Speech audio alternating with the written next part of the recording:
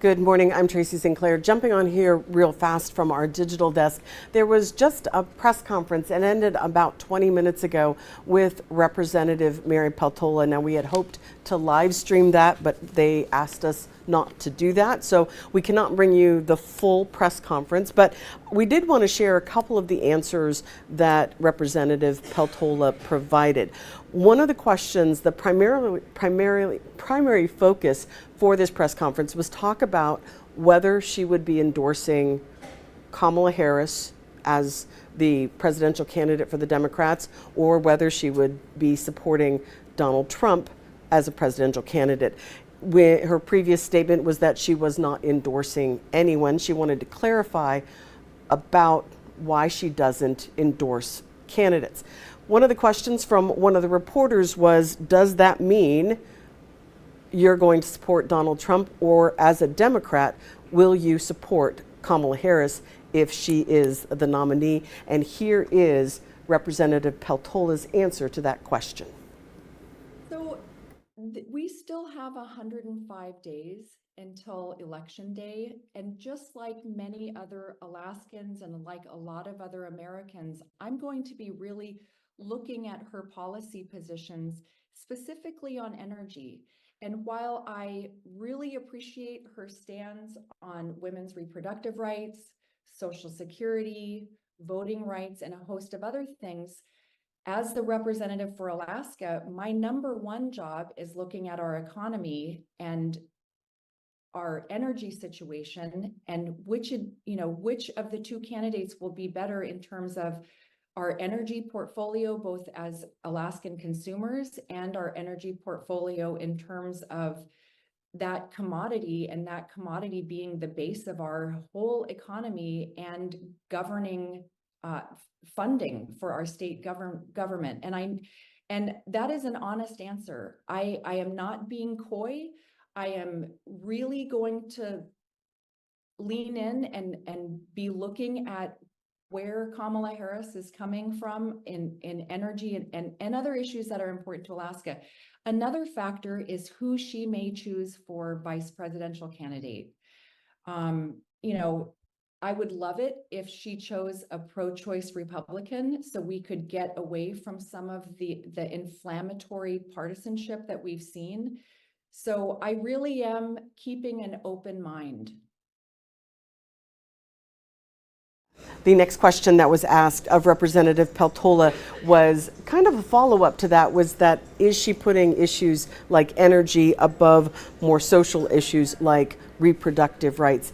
And again, here is Representative Peltola's answer to that question.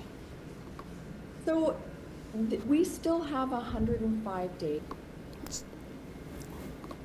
So, well, Becky, unfortunately for me personally, I am not able to look at things through that lens anymore. As the representative for all of Alaska, I have to put Alaska and Alaskan issues before my own personal preferences. And this is a very uncomfortable place to be.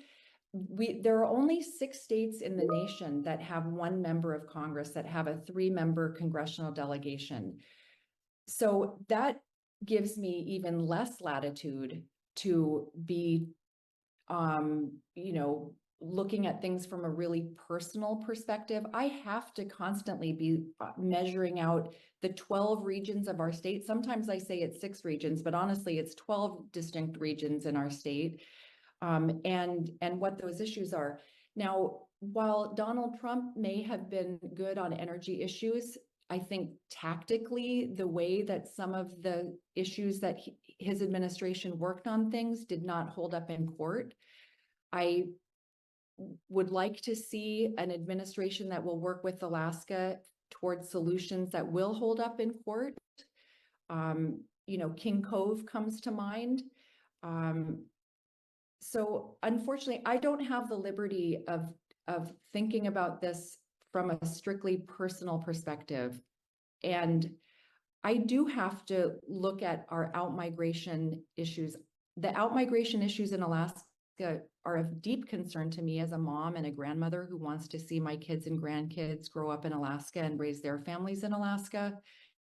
The economic slump that we've been in for the last 12 or so years is a concern to me. And the way that we are looking at things, we're a very rich state, but we are managing our government as if we're the poorest state. So I just really, these are the things that I think about. And Becky, I think another really important point that I hope the Alaska Press Corps helps message is Alaska is not in play for the presidential race. We haven't been in play ever. Our state has always voted to back the race. I mean, in my lifetime, I should say. So I'm not really sure that my personal vote is going to make any difference at all in the outcome of this larger election. And having said all of that, women's reproductive rights is one of the marquee issues in the United States right now. It's a marquee issue in this Alaska congressional race, and it is a very important issue to me personally. Social Security is a marquee issue on the national level and will be in this state congressional race. And it's important to me personally. The elders in my family depend very much on Social Security. So having said all of that, I am still keeping an open mind. And again, Alaska as a state, in terms of the presidential race, we are not a player.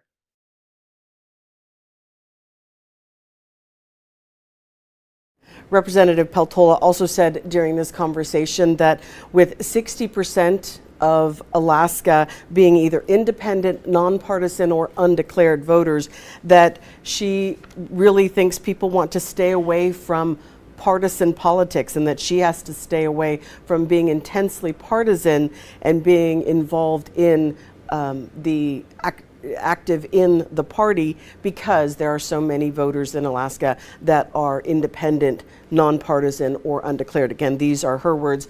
When also somebody asked her directly, who will you be voting for if Vice President Kamala Harris is the nominee for the Democratic Party? And she didn't give a direct answer, but she did say that there's a difference between voting for someone and endorsing someone, where she feels like she is recommending to other people to vote for that person. She thought Alaskans should vote their conscience, and again sees it as a difference between voting and endorsing of candidates. Thank you so much. Again, we just wanted to bring you at least a little bit of that press conference that Representative Peltola held just about an hour ago and just finished about 25 minutes ago. So thank you so much. We will, of course, have more on this 4, 5, 6, and 10 on Alaska's News Source, and you can always find the latest on alaskasnewssource.com.